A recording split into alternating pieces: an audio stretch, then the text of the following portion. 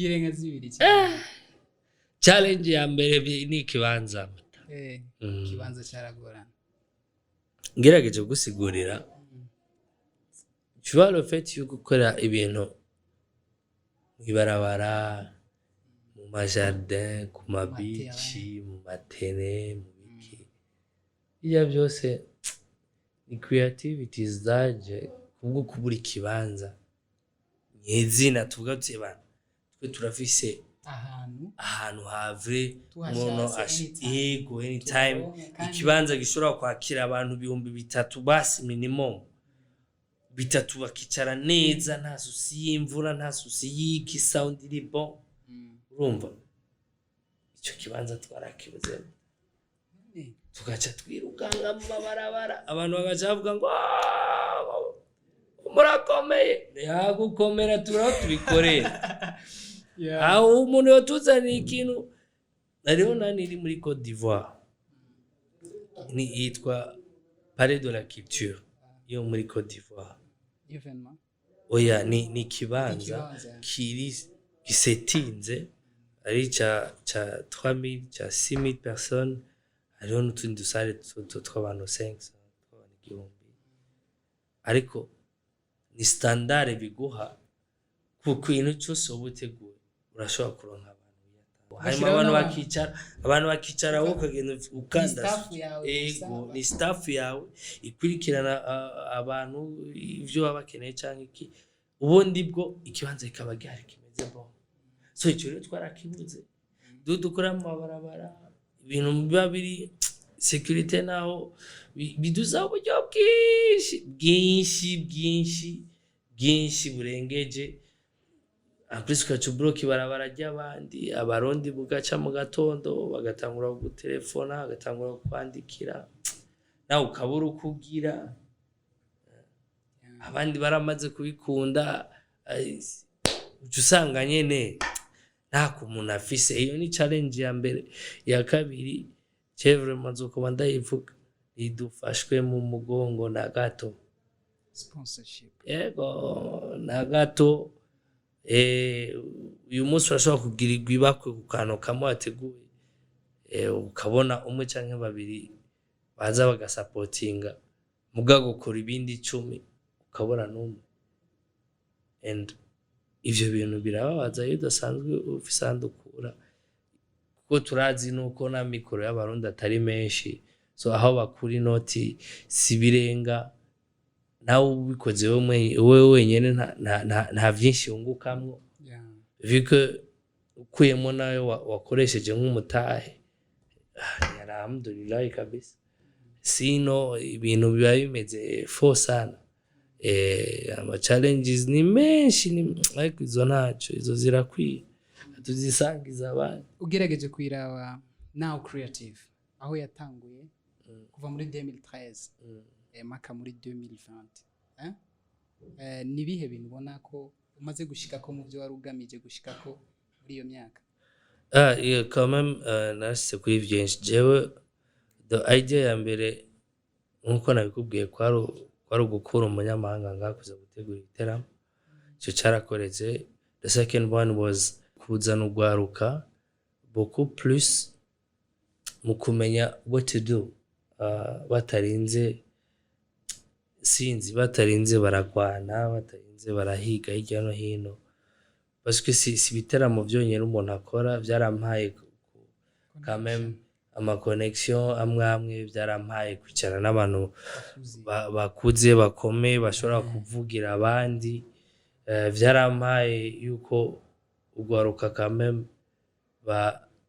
bama ako ka esteem gatoya kavuga ati kabisa umujama rafisi cyo twungura quand même tugahura tukayaga ugerageje kuraba now creative ibikorwa mumaze gukora naho mugeze ni giki kigwingo inkomezi yo kubandanya ukora cyane yo gukora cyane abantu barama inguvu mu buhe buryo ni kwa kundi uba wakoze nk'igiteramo ugakubitika sawa sawa kano tukabona ingene kayoyomvye tu mugabo abantu bakakubwira ati bro ukuri keep it up.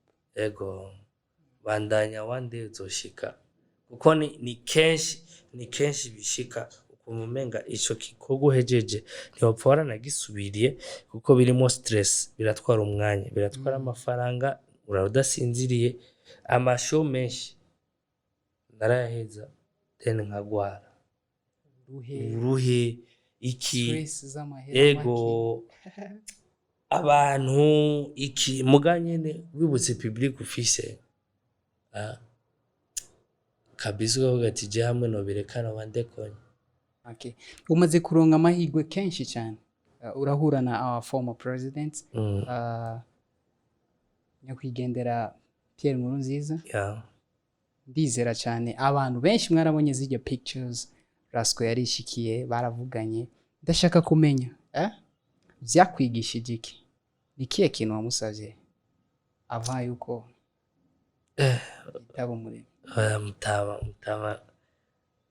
mutama twe tumvise ko imigambi itari mikeya ubona ko premier major yari teka juko niwo mu president wa mbere jewe yaraduheye umubonano tukagenda kabisa tugashika akatwakira iteka ridasanzwe kandi natahuye yuko burya n'abo badutwara après tubagumara abantu nka twebwe baratabura vraiment ibintu umuntu aba ari karacamo irevre umuntu aba afise igihugu cyose ku bitugu vyiwe aba afise amadoriance menshi n'abantu benshi bamusaba ibintu byinshi mugabo bimwe muri ivyo yaratwuguriye amaso aravuga ati kabisa iyo murinze mugera ngaha ku kirimba ça veut dire que ivyo mukora abibona ntibikiri ivy'iwanyu ntugikora uciti cawe kiba kimaze kuba patrimoine y'igihugu kiba kimaze kuba patrimoine y'abarundi bose ntihagire rero umuntu aja ngaho ngo yigambe ngo nigwanje ntabwo wawe birimwo ivyo ukora vyose biguteza imbere umenye ko biteza imbere n'abandi biteza imbere abarundi ivyo rero mu kubikora mu bikore muzi ko muri kumukorera igihugu ntimubikore nk'abacangero ndibaza ko kiri no mu bintu vyatumye inshiramo inguvu cyane mu kudadeseva abantu yatubwiye ati burya muri aba barundi bose bahari harimo imiryango yanyu harimo abiwanyu harimo mutazi muzomenya mwarakuze harimo abo muzogenda murahura buhoro buhoro mu buzima harimo abazoba abagore banyu harimo abazobabera basobukwe na banyoko bukwe arora ikintu cyose muri ko murakora mwibuke yuko niba mugikoze nabi nimwebwe kizodezonora ubwa mbere na mbere gusumba abo mubikoreye nimba mubikoze nabi bien sûr yaraduhaye impanuro amavuga ni izi zonyene zirakwiye kugira ngo umuntu yicare kabisa tekane yiyumvire réellement ibi bintu bimwe twese twari tujamo tuvuga ati ndafise rêve ziwanje zo kubikora kandi nzobikora uko ndavyumva uko ndabishaka bro birahinduka kabisa ugaja ku murongo that's ikintu gikomeye nashoboye kuganya nuko mu monano wiwe mugabo ni mu bice byinshi umuntu ashobora gucamo kugira ngo quand même ico yipfuza kitari personnel nk'icyo urumva kurondera sale yoza irabera mu iteramo ikintu personnel nizoba yitwi yiwanje cy'abarundi bose kiba ni cy'abarundi bose si ikintu nkene ngo nzohore ndisha ngo mera ngwite ku mufuko ya ikintu mba nkene mvugane aba bose bazoba bariko baravyara bibuke yuko abana babo bakene hano bazoja kugupimiramo impano zabo hazima nivyo hanini nico tu nivyo biba bikenewe sino ahandi ni kwandika y'amafomu officiel nyene ukandika ugasaba bakazokwishura ukazotenyenya ukarinde ukaba patient kabisa reka tuvyizere maybe bizokunda ico ndakizi naho azo mu myaka 10 akini kitaelewe kato kabisa ego nimba wahora ukurikirana bijya bintu bya flambeau de la paix yajya amatara bijya bintu wabona biduga hejuru yajya ama feu d'artifice niwe yabigira twarize create happiness niya happiness yo muri now creative ego vraiment kuko erega ntusinzira uri kurarondera ati none ko abantu baza bagatamba bose bakora ibintu bagatamba na kandi kahe kantu umuntu yogenda atanye akavuga ati jewe ituro nagiye muri kije kintu ujya mu jamara akantu yakoze vraiment jeje nyine ndavuga ni yes he deserve ego so ni ivyo bice bigwa parce que ama idée ni menshi cyane gusa turu uburyo bwo kubishira mu ngiro mugasi no ama idée ni menshi cyane jewe mon rêve c'est que ubu tuzohora turaba ku masheni yo hanze tukaraba mugabo ntihagenda kimwe kidukanga kuko vyose zoba tumaze kubironka ngaha n'abari bagiye icyo gihe duhere ngaha muri town damn reka ariho babibona ubwa mbere akavuga ati no ariho benshi bavuga ati imitima n'ubu iracari mu kirere mugabo urumva kame mayibonye akayibona live akamenya ati ni nakabikoze ibintu bisanzwe ego biranamuryohera it's all about happiness ego vraiment aravuga ati kame natwebwe nanjye reka afata ka video nanjye zidakerekane ngaha bakabona yuko natwe ibintu nk'ivyo dushobora kubikora yari idea yawe iyo yeah was my idea na Valentine was my idea so nizindi nyinshi jewe thanks bro cyenda kunda ibintu bijanye n'imiriro ibintu bijanye no ku entertaining abantu kugira ngo kameme urubanza nawe ruba ruriko ruraba iko ntiruboringe cyane kubijye birahindura akamutu gatoya umuntu akumva agiye mu yindi dimension akagaruka mu yindi sebo biraryoshe kubona wow yes ugerageje kuraba ujya munsi wayajya amafe d'artifice ni gikorwa ugerageje kuraba gisaba abantu benshi maybe idea nyinshi ndashaka kumenya muri now creative kuva aho mwatanguye until now mwa muri bangahe now creative igizwe n'abantu bangahe and bishise nk'ubu mukaronka nk'akazi ka show maybe nko kuri stade kuri beach stade ni reve yanje kwanza ndashaka kumenya rero staff ya now creative yoba ingana gute ishobora gukora ahantu hose woronka ikiraga kuko twebwe jewe staff dufise gushika ubu ni abantu 9 ave jewe hariho umudirecteur artistique hariho umudirecteur de communication et relations hariho ajya ama branche yose hari mu yandi ma société turi entre 9 et 12 mugabo chaque fois iyo dufise igikorwa dukora hariho abandi bantu twongeramo babandi rero nakubwira ni hariho abantu dusanzwe dukorana arenga 60 mu madomaine menshi sécurité ticketing commercial communication marketing ugasanga no muri technique ugasanga ni benshi barahari dufise ama base de données barimwo abo mugabaza sero y'igikorwa hari gihe dukenera 30 60 hari gihe dukenera 200 hari gihe dukenera ugasanga ukeneye benshi nk'ibi ivyo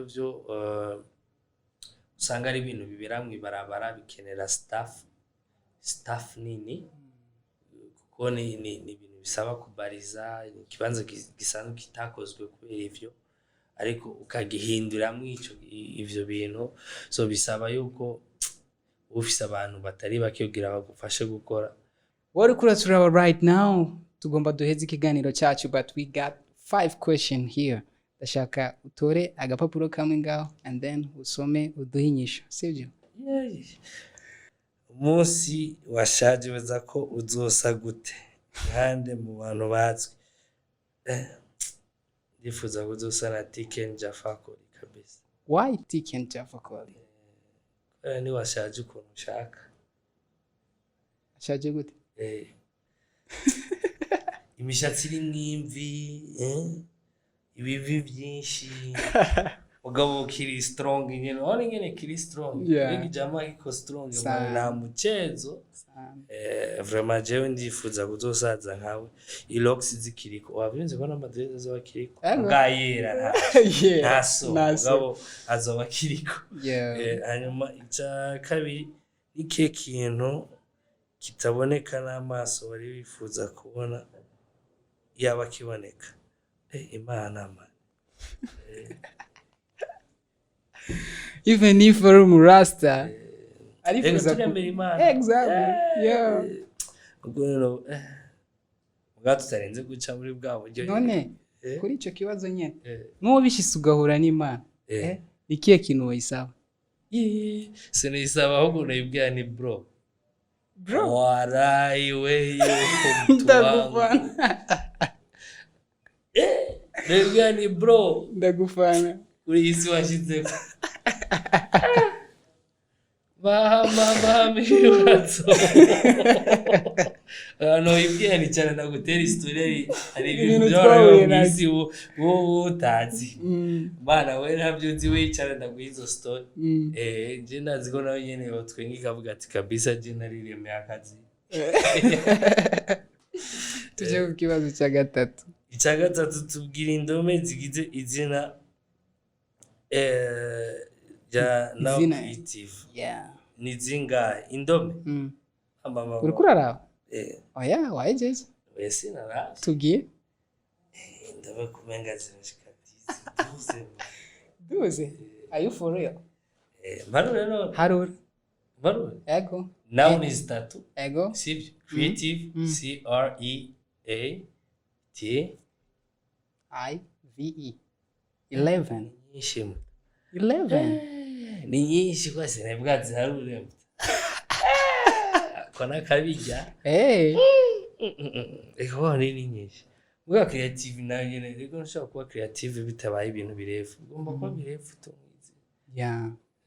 ubwa kana big up sana thank you we are Isanamu TV ego vraiment Isanamu ego tubwire ijambo R&B mu majambo yose R&B Route nationale burundaise. No. R&B style ya music. Oh. Ni rock and blues. Are you for real? That. Damn. No. Sicho. Suko. Iko sore kandi. Ntabwo ari rock and blues. No. Kuri blues ndagutaho. Rhythm and blues. Ni? Rhythm and blues. Na inakigerageje kamwe. Ego agerageje. Reka tugwe atatu. Kuri atanu. Equipe ya basketball iba ifise abakinyi bangana. Man, Jesse. Fan wayo. Mugandi baza ni set. Canke si. Mu kibuga bari bangaye. Antukani barenga 6 kumenga bari bake. 5. Batandatu. Batandatu cyane bata. Hama abari hanze ndabacenda nababona ko mbona bose bambaye kimwe. Hopefully what ukura turawa right now winjoyinze n'amajambo yatubwiye Rasko akazi kiwe ubuzima busanzwe. Brother, thank you so much for your coming. Thanks a lot. Najyo nakubwiye ko najyo ni studio. Thank you so much. Ijambere mvuge kuri mikro gucya bro. We are Isanamu TV. Ni Isanamu kabisa mama kena Naga studio kare hamwe kipanze neza. Thank you so much bro. You welcome bro. Blessed, stay blessed. Nakoze mwese muri inyuma ya kamera. Inyuma ya kamera ni Daniel, ni Nick Sad. Yo bariko baratuma amasanamu agenda neza. And big up to everyone yitanga mu kuinvestinga mu gihugu cyacu mu bintu bitandukanye mu misori ifise impano.